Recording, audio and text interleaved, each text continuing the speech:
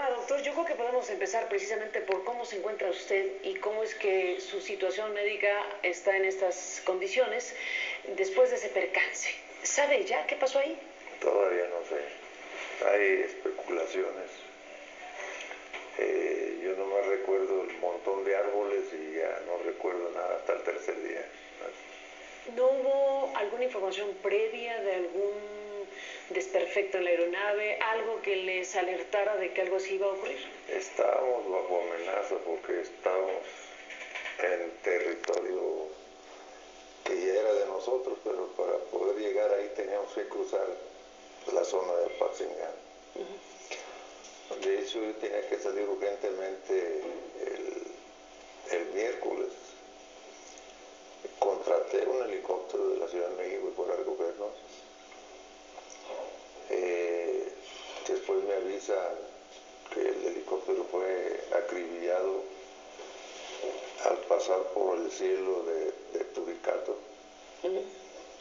Y ya no quiso ir. Me querían mandar un helicóptero blindado. Le dije, pues nosotros no tenemos recursos para pagar cosas tan grandes. Pedí mucha ayuda porque tenía yo que estar fuera del lugar. De hecho, yo no pude ir a acompañar a mi familia ni en la Navidad ni en el Año Nuevo porque no había por dónde salir. Nos tenían sitiados completamente los templarios. Entonces empezamos a abrir camino hacia la zona de Huetamo para tratar de llegar a Zihuatanejo y por Zihuatanejo venir a mi tierra, que es Tepalcatepec.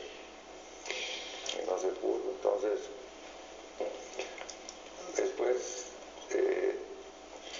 los templarios tienen, bueno, ahorita ya no sé, estoy desconectado de eso. La única pista aérea que hay ahí en Cuatro Caminos.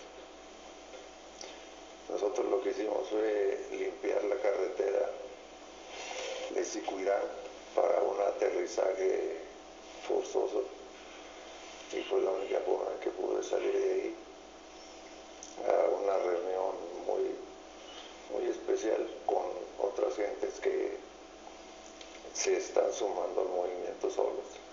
Doctor, mire, se han dado varias versiones de este percance y de dónde venía usted, de quién era la avioneta, si venía o no de Jalisco, si ese hecho de venir o no de Jalisco coloca una duda sobre si el cártel de Jalisco participa con las autodefensas, todo eso que seguramente usted conoce y sabe. ¿Qué responde específicamente? ¿Para qué usaba esa avioneta? ¿De dónde venía? ¿A dónde iba? ¿Cuál era la razón? La avioneta salió de Tepalcatepec a las 6 de la tarde. ¿Y de dónde venía antes? Pues los taxis aéreos que llegan a Tepalcatepec o son de Guadalajara o son de Europa. ¿Y venía de Guadalajara o de dónde viniera? Me parece que sí, porque el dueño, pues uno de los que se murieron en el accidente, el dueño de la pista, él es el que hace la contratación, nada más le decía a Héctor ocupó un movimiento, ya no sabíamos de dónde traía los vehículos. ¿Quién era el dueño de la pista? Inicialmente era un muchacho que se llamaba Martín González Farías, que ya se había caído varias veces, la última vez que se cayó pues ya no revivió. Y se quedó a cargo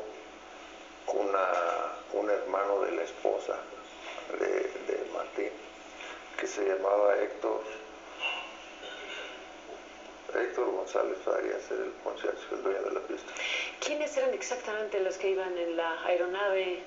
Pues nada más el piloto, el copiloto que era él, porque él se le gustaba subirse para decir cómo aterrizar en la carretera. Los pilotos son de pista. ¿La muchacha que iba ahí?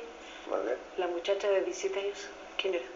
Es Jennifer, pero ya se fue con sus papás a Estados Unidos. ¿Y a qué iban ellos con usted? El otro que iba era Cuquín. Él era el coordinador de Nueva Italia.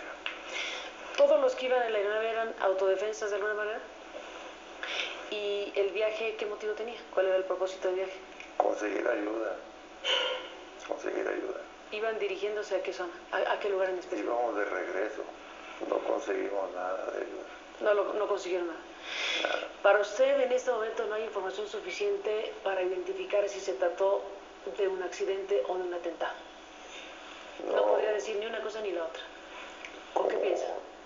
Ahorita no quiero pensar en eso hasta que yo esté bien. Son muchas las versiones. ¿No se queda con ninguna? Que antes de aterrizar fue acribillada la nave, pero no hay indicios de ninguna bala.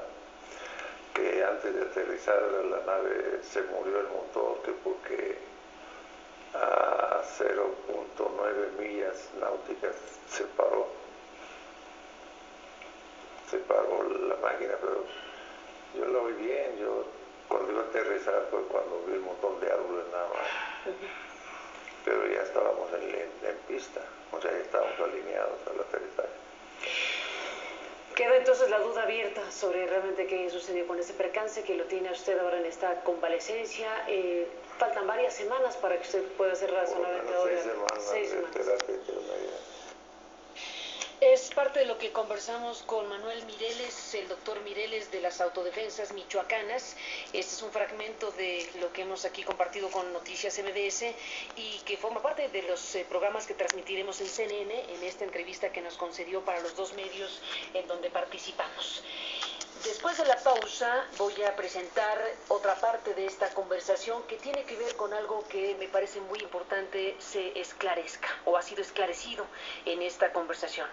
Que no fue fácil, insisto, que el doctor Mireles finalmente nos contara qué fue lo que pasó la noche del día en que se anunció la estrategia del gobierno mexicano, donde el secretario de Gobernación, Miguel Ángel Osorio Chong, pues salió a dar a conocer las decisiones que se tomaban y el acuerdo que firmaba el gobierno federal con el gobierno de Michoacán, con Fausto Vallejo, para tomar el control de la seguridad en la zona caliente de Michoacán, en las zonas conflictivas e identificadas claramente por la propia autoridad. ¿Qué pasó ese día? ¿Qué fue lo que hubo en el fondo de esa presencia pública de este hombre que, estando en las condiciones en las que se encuentra, y en ese momento pues todavía más reciente el suceso que lo tiene convaleciendo en estas condiciones, bueno, qué fue lo que sucedió para que apareciera en la pantalla del Canal 2 de Televisa su imagen dando un mensaje y una recuperación de un texto que tenía, se veía claramente que tenía leyendo o tratando de leer, y que la presentación noticiosa del asunto pues daba cuenta de que anunciaba una suerte de desarme de las autodefensas, pero sin plantearse con claridad que eso que han dicho varias veces, por cierto, estaba condicionado a la captura de los 7 líderes de los caballeros templarios y al del desmonte o desarticulación de la propia estructura de los caballeros templarios. ¿Qué pasó ese día, esa noche? Que después el doctor Mireles decidió, esa misma noche, como digo, convocar de urgencia, y podemos nosotros confirmar que fue de urgencia porque uno de los medios convocados fuimos nosotros, para dar la rueda de prensa donde claramente decía lo que las autodefensas han dicho todo el tiempo, que están dispuestos y que dejarán de tener razón de ser como autodefensas cuando el Estado y el gobierno haga lo que tiene que hacer, que es desarticular al cártel de los caballeros templarios que ha dominado esa zona de tierra caliente. Después de la pausa, le voy a presentar este fragmento de la conversación con el doctor Mireles.